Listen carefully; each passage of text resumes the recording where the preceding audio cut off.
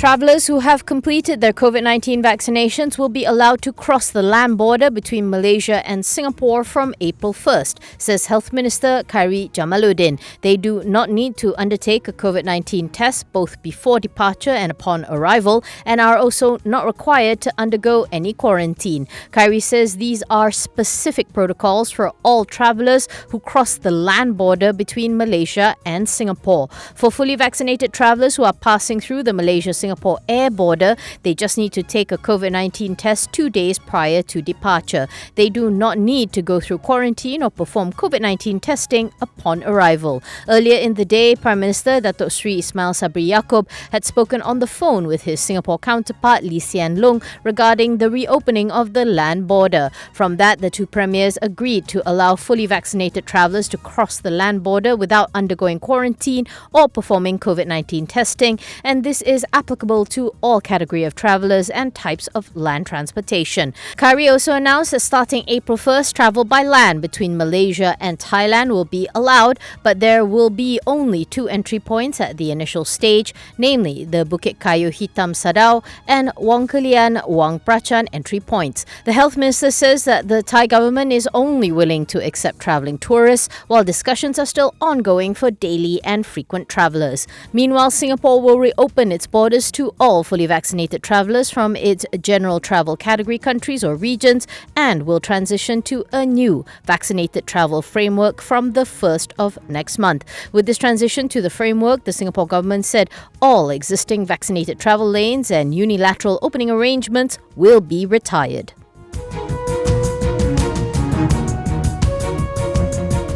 Sime Darby Plantation has announced the introduction of the 1,500 ringgit monthly minimum wage for all workers at its operations in Malaysia effective May 1st. The plantation giant is also introducing additional incentive programs to boost the productivity of its workforce and attract more locals to the industry. In a statement, SDP said the introduction of the new minimum wage will require a recalibration of hourly or daily rates and the revision of previous benchmarks for wage calculations across the board. SDP currently employs more than 24,000 plantation workers in Malaysia.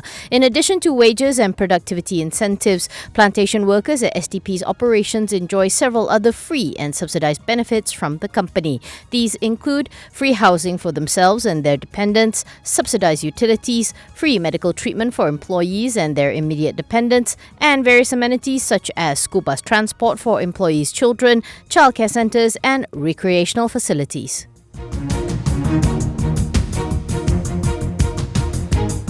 Investment promotion agency InvestKL secured 2.46 billion worth of investments through 13 global services hubs, which created 2,281 regional executive jobs in 2021. CEO Muhammad Azmi Zulkifli said that this was the best InvestKL had recorded over the past decade. He adds that InvestKL is targeting a total of 35 billion ringgit in investments by 2030, despite the challenges of global economic volatility, rising energy prices, and geopolitical uncertainty. Speaking at a media briefing, Azmi says that mature, multilingual and multicultural standard of talent and having a pro-business government have helped instill confidence among investors in Malaysia. He adds that the country also has improving infrastructure in place, and these factors have facilitated investors' experience in the country. Meanwhile, he stresses that InvestKL will look into more high-impact and quality investments in the future, which will generate a multiplier effect on the local economy. Azmi explains that last year they attracted a single investment worth 1 billion ringgit, while other investments ranged at an average of 200 million ringgit.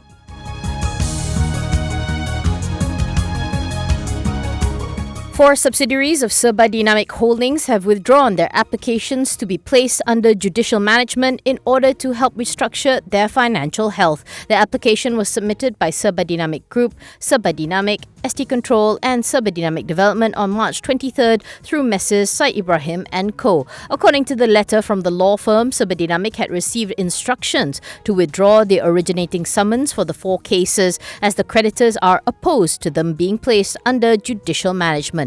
Their applications were initially fixed to be heard on Thursday. Following their withdrawal bid, Judicial Commissioner Nazarin Wak Nordin struck off all their judicial management applications and ordered the four to pay a total cost of almost 300,000 ringgit to the financial institutions and creditors who were opposed to their initial applications. Serba Dinamik's legal counsel Mak Ling Kum told the court that Serba Dinamik is now considering a scheme of arrangement and will inform creditors of the plan.